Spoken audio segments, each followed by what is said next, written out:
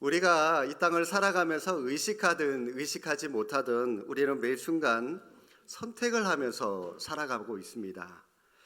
지금 이 자리에 오신 분들 가운데 우리 교회와 집이 거리가 조금 머신 분들은 우리 교회를 올 때도 이거 택시를 타고 갈까? 아니면 버스를 타고 갈까? 아니면 그냥 차를 몰고 가? 고민하며 골라서 오신 분들도 계실 테고요. 또 어떤 분들은 교회를 갈까? 아니면 이렇게 바깥에 날씨도 좋은데 더 추워지기 전에 애들 데리고 그냥 놀러나 갈까? 한 분도 없겠죠? 네. 혹시라도 또 그런 고민을 하고 오신 분도 계실지 모르겠습니다. 식사를 할 때도 우리는 어떤 종류의 음식을 먹을지, 또 어떤 식당에 가서 밥을 먹을지 우리는 또 선택을 해야 되고요. 하다못해 중국집에 가서도 짜장면을 먹을지 짬뽕을 먹을지 고민합니다. 또 선택을 해야 됩니다. 그래서 조금 현명한 짜장면집에는 고민하지 말라고 짬짜면을 아예 반반 해놓은 그런 중국집도 있죠. 선택이라고 하는 것은 굉장히 중요합니다. 우리가 무엇을 먹을까, 무엇을 입을까, 무엇을 하면서 살아갈까라고 하는 일상적인 일도 선택이 필요하지만 어떤 직장을 선택을 할 것인지, 심지어 여러분 결혼 상대자를 선택하는 것도 굉장히 중요하죠. 이러한 중대한 일까지 수많은 일들이 우리의 삶 속에서 우리의 선택을 기다리고 있습니다. 우리가 뭘 선택하느냐에 따라서 그 선택한 결과로 우리가 행복하기도 하고 때론 불행하기도 하고, 또 우리가 선택한 그 일 때문에 성공하기도 하고 실패하기도 하는 겁니다. 자, 여러분, 이런 의미에서 여러분 옆에 앉아 계신 우리 부부 한번 앉아 계시면 여러분 옆에 앉아 계신 배우자의 눈을 한번 쭉 보십시오. 행복한지, 선택을 잘했냐 못했는지 여러분 한번 체크 한번 해보십시오. 그런데 여러분, 선택은 무엇에 의해서 결정하는지 아십니까? 선택은 철저하게 삶에 대한 내 태도로 결정을 하는 것입니다. 자, 여러분, 이게 무슨 말씀이냐면 평소 부정적인 태도를 가지고 있는 사람은 부정적인 쪽을 선택을 하고요, 또 긍정적인 태도를 가지고 있는 사람은 긍정적인 쪽을 선택을 하는 겁니다. 똑같은 상황이 있는데도 불구하고 부정적인 사람은 부정적인 면을 더 부각시키는 것이고, 긍정적인 사람은 긍정적인 면을 더 부각시키는 겁니다. 우리가 잘 아는 발명왕 에디슨이 있습니다. 이 에디슨은 연구하는 곳이 소박한 목조 건물이었다고 합니다. 발명품을 완벽하게 만들기 위해서 그곳에서 아들과 함께 밤 늦게까지 일을 하곤 했습니다. 그런데 어느 날 저녁 실험을 하는 중에 이 화학약품을 잘못 섞는 바람에 불길에 휩싸이게 되었습니다. 요즘처럼 이 소화기가 있으면 금방 확 뿌려서 끄면 되겠지만 소화기가 어디 있겠습니까? 삽시간에 이 불길이 목조 건물로 번져서 솟아오르게 되었어요. 불길이. 에디슨의 아들은 그 건물에 뛰쳐나와서 불길을 막아보려고 애를 썼지만 어림도 없었습니다. 갑자기 아버지가 보이지 않는다는 그런 사실을 깨달은 아들은 아버지가 아직도 저 건물 밖으로 빠져나오지 못하고 있지 않나 걱정을 하면서 아버지를 막 부릅니다. 아버지, 아버지. 그런데 건물 뒤편에 목소리가 들려요. 활활 타오르는 그 불길을 보고 있던 에디슨은 아들에게 빨리 가서 엄마를 불러와라 그렇게 얘기를 합니다. 아니 아버지, 빨리 부를 거야지 왜 엄마를 데려오라 그럽니까? 왜 그럽니까? 라고 했더니 에디슨이 뭐라고 얘기를 했냐면, 네 엄마는 작은 마을에서 자랐기 때문에 이렇게 큰 불을 아직까지 본 적이 없을 거야. 빨리 와서 불 구경하라고 그래. 생뚱맞죠? 그리고 아들아, 네가 아는 사람 중에 트랙터를 가지고 있는 사람이 있냐? 아니 아버지 또 왜 그러세요? 했더니 집을 다시 지어야지. 집을 다시 지을 때가 된 거야. 그래서 이렇게 불이 난 거야 라고 대답을 했다고 합니다. 지금 여러분, 이 에디슨은 화재라고 하는 사건 앞에 있습니다. 화재라고 하는 사건 앞에 이 에디슨은 여러 가지로 반응할 수 있을 겁니다. 화를 낼 수도 있을 거예요. 지금까지 연구한 것들을 모조리 홀라당 불타버렸기 때문에 화가 나죠. 어쩌면 분노를 할 수도 있었을 겁니다. 억울하게 느낄 수도 있을 거고요. 화학약품을 잘못 다룬 것에 대한 내가 왜 이렇게 섞었을까? 내가 왜 이걸 잘못했을까라고 하는 자신에 대한 어떤 후회스러운 그런 마음도 있었을 겁니다. 그러나 에디슨은 이런 상한 감정들을 선택하지 않았습니다. 절망적인 반응을 선택한 것이 아니라 집을 새로 짓겠다라고 하는, 다시 연구하면 되겠다라고 하는 희망적인 반응을 선택했다라고 하는 것입니다. 제가 이전에 사역했던 교회에, 같은 교구에 있던 그 남자 집사님 한 분이 교통사고를 당하셨어요. 자전거를 타고 가다가 트럭에 충돌하는 그런 사고를 당했는데, 이 집사님의 다리가 골절돼서 수술을 해야 되는 그런 지경까지 가게 되었습니다. 수술을 받기 전에 병원으로 신방을 갔습니다. 그때 그 아내 되신 권사님이 제게 이런 말씀을 하시는 겁니다. 목사님, 얼마나 감사한지 몰라요. 얼마나 감사한지 몰라요. 여러분, 이 아내 권사님의 말씀 이해가 되십니까? 여러분은 이해가 될지 모르겠지만, 여러분, 이 말이 세상의 많은 사람들에게는 이해하지 못할 그런 말입니다. 교통사고를 당해서 지금 다리를 다쳤고 다리를 수술해야 되는데 뭐가 감사하냐 말입니까, 여러분? 그런데 충분히 감사한 일입니다. 그 권사님은 그런 큰 트럭과 부딪히는 큰 사고에도 목숨을 잃어버린 것이 아니라 그냥 다리만 다친 것에 초점을 두었기 때문에 감사할 수 있다라고 하는 것이죠. 지금 이 교통사고라고 하는 사건을 놓고 그 권사님은 감사하는 쪽을 선택했다라고 하는 겁니다. 상황은 달라지지 않았습니다. 그러나 여러분, 우리가 감사를 선택할 때 그 상황은 감사로 우리에게 다가오게 되는 것입니다. 오늘 읽은 말씀, 여러분, 어려운 상황 가운데서도 감사를 선택했던 이 하박국 선지자의 고백, 찬양이 기록된 그런 말씀입니다. 하박국은 BC 600년경에 남유다의 선지자로 활동을 했던 사람입니다. 그런데 여러분, 이 하박국이 선지자로 활동하던 때는 남유다가, 자기 나라가 바벨론의 침략을 받아서 그 나라가 망할 지경에 있었던 그때 활동했던 사람입니다. 여러분, 우리가 이 땅을 살아가면서 인생의 많은 문제 가운데 가장 큰 문제는 먹는 문제일 겁니다. 먹는 문제. 그런데 이 전쟁이라고 하는 것은 이 먹는 문제에 가장 빠르게, 가장 크게 영향을 끼치는 게 바로 전쟁이죠. 그래서 바벨론의 침략을 받았던 그때에 자기 나라가, 이 남유다가 먼저 먹는 문제로 심각한 상황에 빠져 있었던 그런 때였습니다. 무화과 나무와 포도나무와 감람나무에 열매가 없었고요. 심지어 심어놓았던 식물들도 이 바벨론 군대의 군사들에 의해서 짓밟혀서 다 빼앗겨버려서 아무것도 생산해내지 못하고요. 가축마저도 그 흔적이 사라져버렸습니다. 그렇게 철저하게 먹을 것이 찾아볼 수 없었던, 너무나도 비참한 현실을 맞고 있는 그런 때였습니다.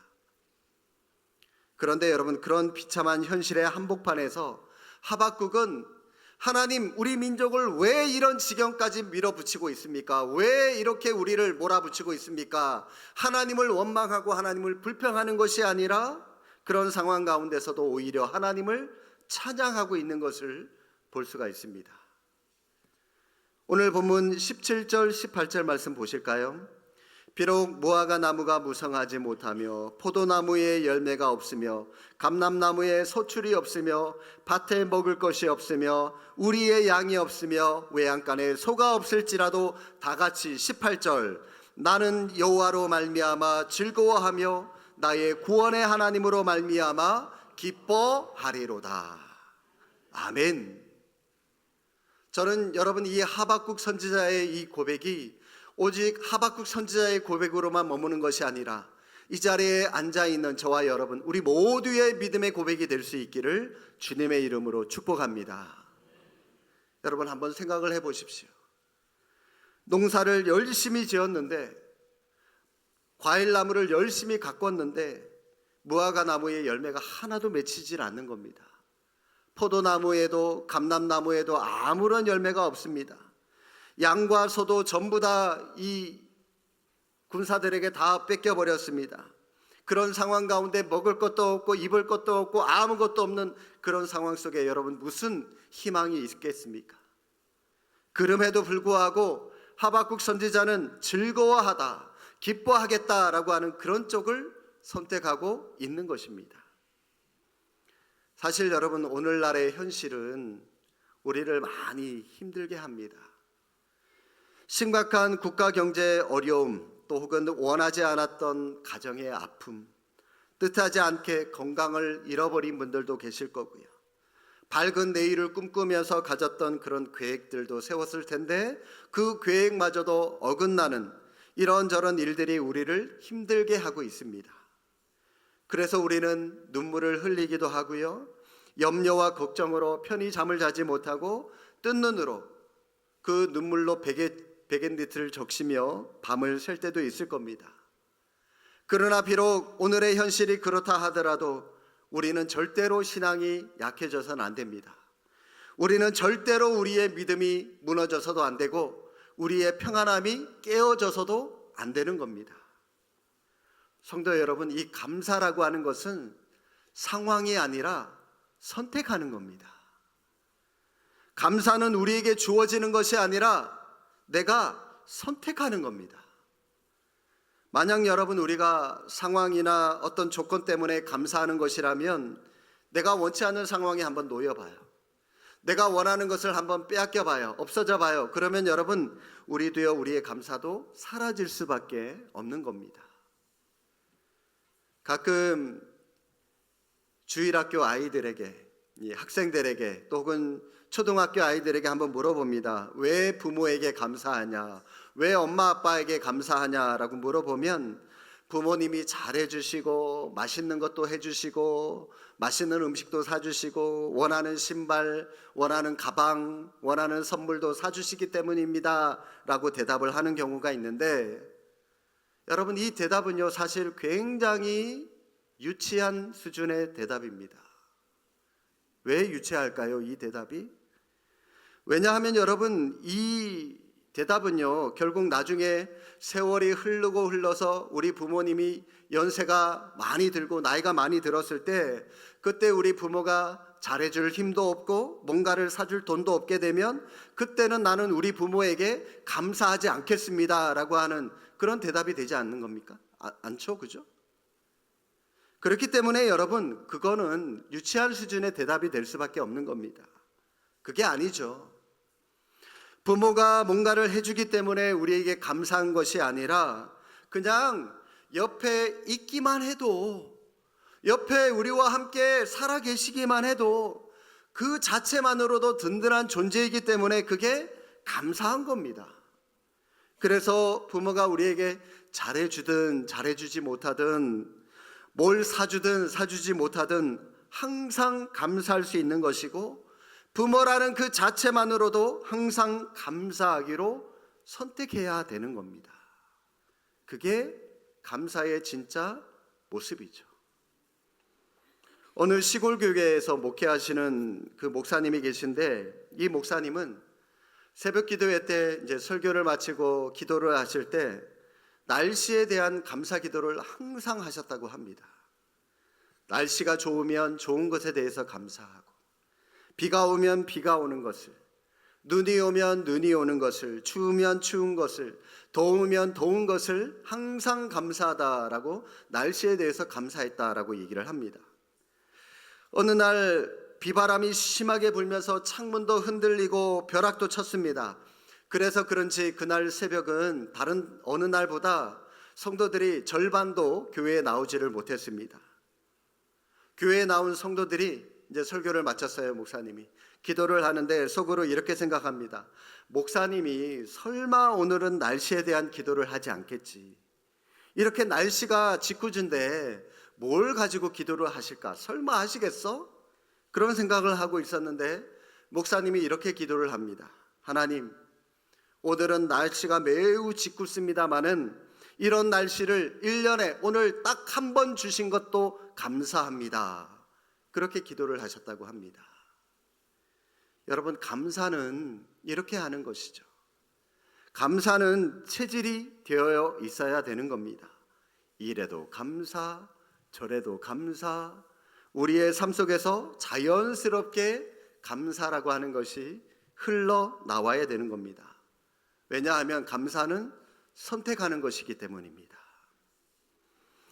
교육을 많이 받지 못한 유대인 어머니가 자녀를 훌륭하게 잘 키웠습니다.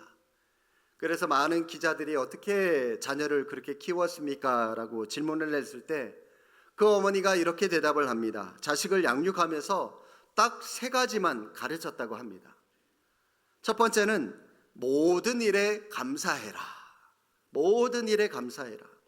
주어진 모든 일에 감사를 발견해라 라고 하는 그런 가르침을 한 것이죠. 두 번째는 원망이나 불평이 많은 사람과 가까이 하지 마라.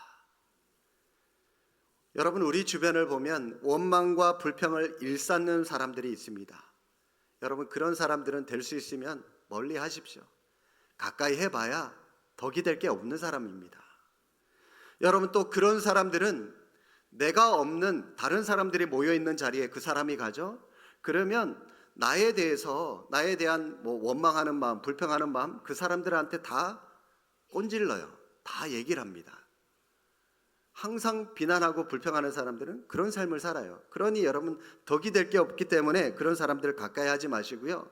또 그런 사람들과 함께 지내면, 가까이 지내면 나도 모르는 사이에 그 불평과 원망이 내게 전염됩니다. 나도 그런 삶을 살아갈 수 있어요. 그리고 세 번째, 이왕이면 감사하는 사람들과 가까이 지내라.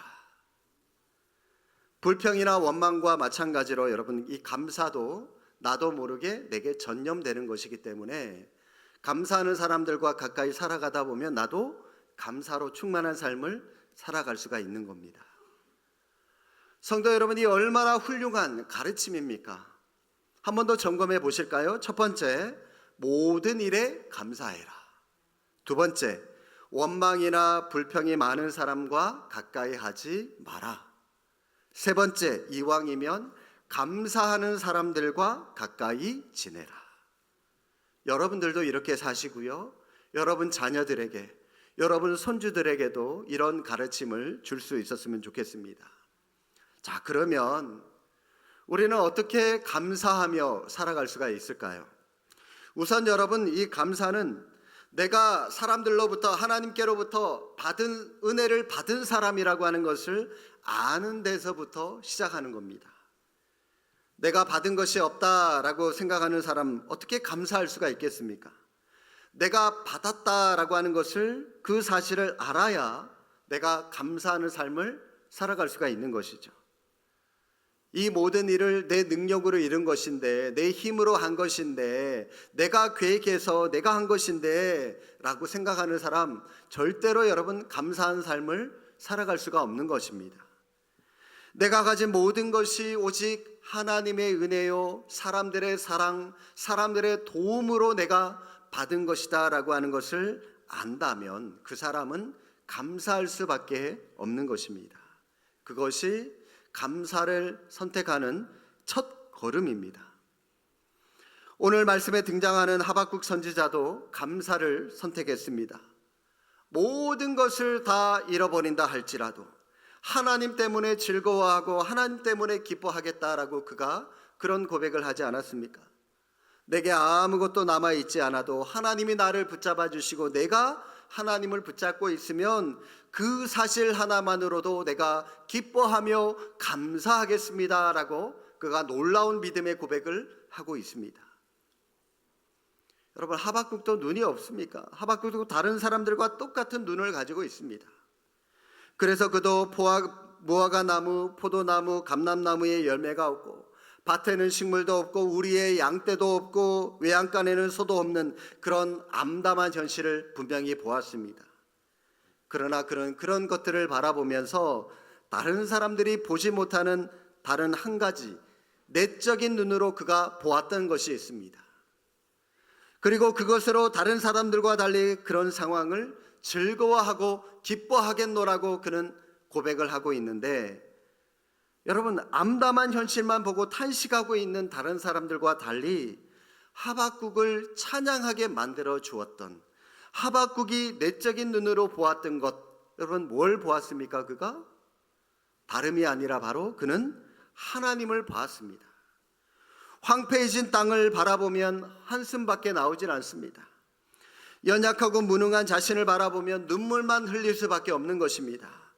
그렇게 외적인 눈으로 보았던 그 환경과 상황을 절망할 수밖에 없었을 것인데, 그러나 하박국은 그때 내적인 눈을 통해서 그 모든 상황을 주관하시고 바꾸어 주실 하나님을 바라보았고, 하나님의 능력을 그가 의지할 수 있었던 것입니다. 그래서 그는 나는 여호와로 말미암아 즐거워하며 나의 구원의 하나님으로 말미암아 기뻐하겠습니다 라고 그는 담대하게 하나님께 고백하며 찬양할 수 있었던 것입니다. 다 망해버렸는데도요, 하나님으로 즐거워하며 감사하겠다라고 하는 이런 신앙.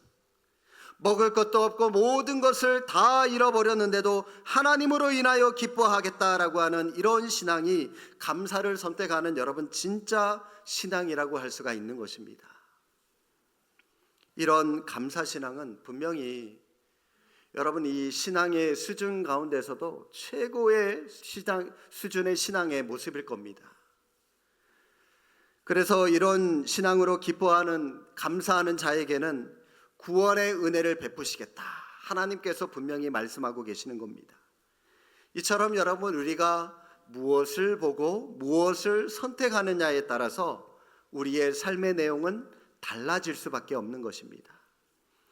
두말할 것 없이 우리의 가장 큰 지혜, 능력, 복은 어떠한 형편과 아픔 가운데서도 전능하신 하나님, 우리를 도우시는 하나님을 바라보는 것이 가장 최고의 복인 줄로 믿습니다.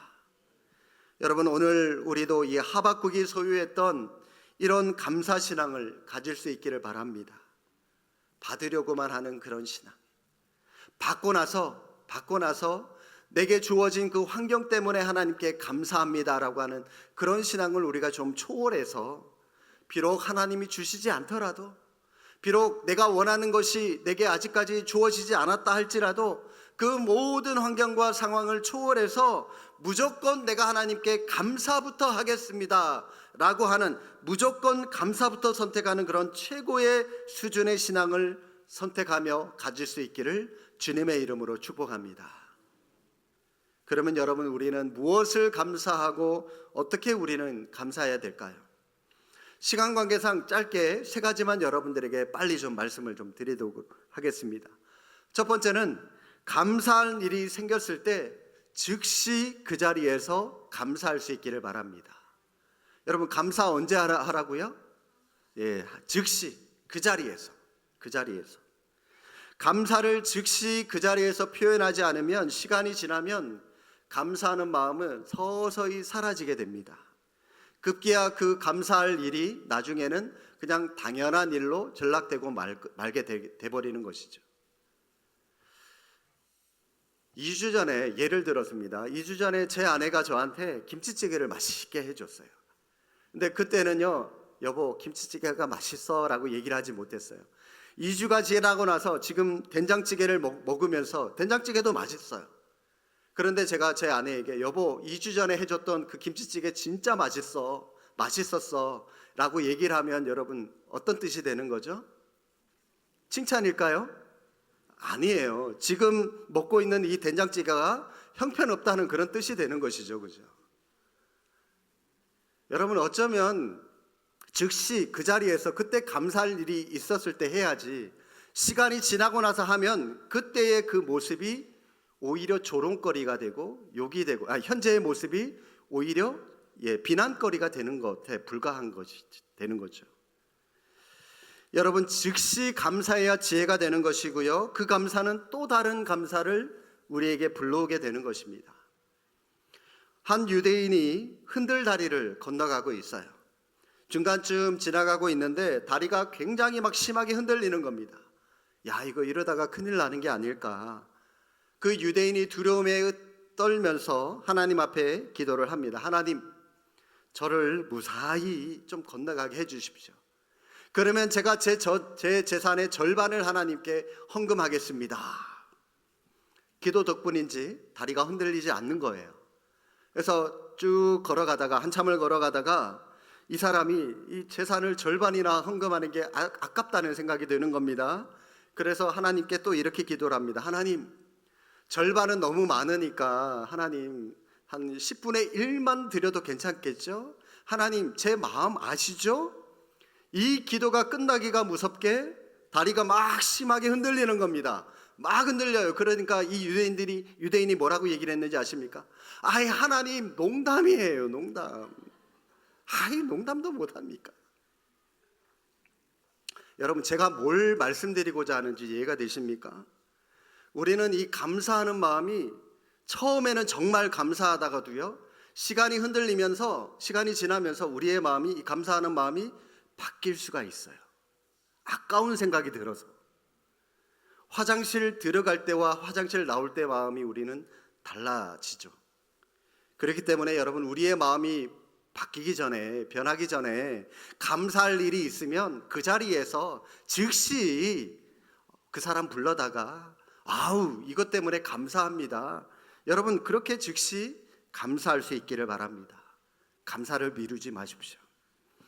그리고 두 번째는요, 사소하고 작은 일부터 감사하시기 바랍니다. 우리가 일상생활에서 경험하는 작은 일에 대해서 우리는 감사하지 못하고 지나칠 때가 많습니다. 큰 일이 주어졌을 때, 많은 결과물을 냈을 때는 감사하지만 작은 일에는 우리는 감사하지 못하고 쉽게 지나칠 때가 너무나도 많은 것 같아요. 그런데 여러분, 아주 작은 일에도 감사할 수 있기를 바랍니다. 응집정에서 일하는 종업원들이 있습니다. 물론 여러분, 그 사람들은 주인에게 보수를 받고, 사장에게 보수를 받고 일을 하는 사람들입니다마는, 그러나 그들의 손길을 감사하십시오.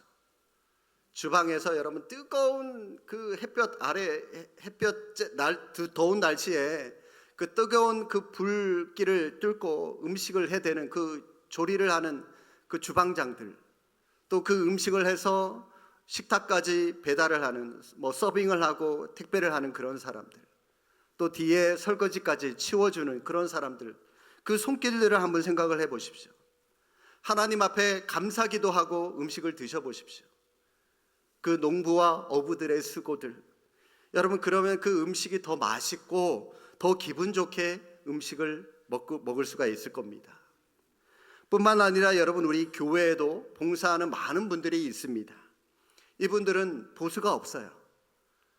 누가 열심히 일한다고 해서 돈을 더 주는 것도 아니고요, 수고비가 더 있는 것도 아니고 보수가 없는 분들이죠. 그런데 여러분, 그분들의 섬김과 봉사에 한번 감사를 해보십시오. 새벽같이 일어나세요. 매일 새벽 2시, 3시 교회에 오셔가지고요, 쓸고 닦고 쓰레기통 비우고 하시는 분 계세요. 권사님들 중에. 금요기도회 끝나기가 무섭게 여러분 1층으로 내려가셔가지고요, 소예배실, 또 아이들 중고등부 예배실, 유초등부실, 화장실 청소하는 분 계세요. 주일날 우리 성도들 깨끗한 환경에서 예배드리라고. 여러분, 또 주일날에도 일찍 일어나셔가지고 새벽같이 나오셔서 찬양대 연습하시고 이렇게 또 섬겨주시는 많은 찬양대원들도 계시고, 더운 날 추운 날 밖에서 주차 봉사하시는 우리 주차 봉사하시는 분들 계시고, 안내하시는 분들 계시고, 방송실에서 또 맛있는 음식을 주방에서 준비하셔서 우리에게 맛난 점심을 또 제공해 주시는 많은 분들, 이 외에도 제가 일일이 여러분 열거하지 못한 많은 숨은 봉사자들이 계십니다. 그분들의 수고와 섬김, 여러분 감사하다라고 생각을 해보십시오. 음식을 왜 이렇게밖에 못하냐고 여러분 핀잔 주지 마시고, 여러분 오히려 감사하다, 수고했다, 애썼다, 오히려 그런 말씀 더 많이 해 주십시오. 그렇게 감사드리면 여러분은 더 큰 은혜 속에서 예배드리고 이 주일날 성도의 교제를 가지게 될 줄로 믿습니다. 그렇게 감사할 때 더 많은 감사할 일이 생기게 되는 겁니다. 왜요? 감사는 축복의 통로가 되기 때문입니다. 그리고 마지막으로 여러분, 감사는 표현하셔야 됩니다. 감사는 분명히 표현하십시오. 우리는 감사뿐만이 아니라 사랑을 표현하는데도 굉장히 인색하신 분들이 많은 것 같습니다. 말하지 않아도 다 알 것이라고 생각을 합니다. 그런데 여러분, 그렇지 않습니다. 표현되지 않은 사랑이나 감사는 사랑도 아니고 감사도 아니에요. 겉으로 분명히 표현되는 것만이 감사고 사랑입니다. 물론 가까운 사이라면 표현하지 않아도 말하지 않아도 눈빛만 봐도 어느 정도 아는 분도 계시겠지만, 그러나 여러분, 상대방은 사랑합니다, 감사합니다, 그 표현을, 그 말을 듣고 싶어 합니다. 하나님도 마찬가지입니다. 하나님이 내 삶의 전부십니다. 하나님의 사랑 때문에 내가 이렇게 이 자리에 앉아 있습니다. 하나님 감사합니다, 사랑합니다. 우리 하나님도 우리의 사랑을 기다리고 계신다는 것을 아십니까?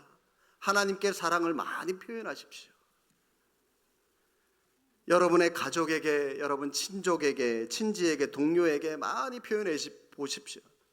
여러분, 돈 드는 일 아니잖아요. 공짜입니다, 공짜. 그런데 여러분, 공짜로 표현을 했다 할지라도 돌아오는 것은 수백 배, 수만 배의 배가 되어서 내게 복으로 돌아오게 되어 있어요. 제가 감사절 때마다 여러분들에게 누누이 외치는 모토 같은 말씀이 있어요. 감사만 잘해도 뭘 잘한다? 신앙생활 잘한다. 감사만 잘해도 신앙생활 잘하는 겁니다. 여러분, 다른 거 하려고 하지 마십시오. 감사라도 제대로 하십시오. 그러면 그것만으로도 여러분들은 신앙생활 충분히 잘 하시는 겁니다. 사랑하는 성도 여러분, 오늘 추수감사주일에 여러분의 신앙을 감사신앙으로 한 단계 더 업그레이드 하시기를 바랍니다. 미래를 생각하면, 현재 주어진 여러분의 삶의 형편을 생각하면 어쩌면 감사보다는 두렵고 막막한 분들도 계실 겁니다. 그러나 놀랍게도 현재 감사하면 감사하는 순간 여러분의 미래가 밝게 열리게 될 것입니다. 미래에 대한 믿음이 생기기 시작합니다. 왜냐하면 현재의 감사가 여러분의 미래를 밝게 여는 열쇠가 되기 때문입니다. 여러분이 가진 것이 많든 적든, 좋든 안 좋든 감사를 깨닫고 감사하기로 오늘부터 다시금 선택하시기를 바랍니다. 여러분이 감사를 선택하는 순간 하나님은 여러분의 모든 것을 감사할 수 있는 그런 상황으로 다 바꾸어 주실 것입니다. 그래서 감사를 선택했을 때 베풀어 주시는 하나님의 은혜와 능력을 경험하는 복된 신앙인들이 다 되시기를 주님의 이름으로 축복합니다. 기도하겠습니다. 사랑의 하나님 아버지, 하박국 선지자의 찬양처럼 비록 우리의 삶에 많은 것들이 주어지지 않고 사라진다 할지라도 우리의 영원한 구원자 되신 주님이 우리를 위하여 친히 싸우시기에 그 주님으로 말미암아 항상 기뻐하며 항상 감사하는 삶을 살아갈 수 있도록 인도하여 주옵소서. 예수님의 이름으로 기도하옵나이다. 아멘. 아멘. 다 함께 자리에서 일어나셔서 찬송가 438장 찬양하시겠습니다.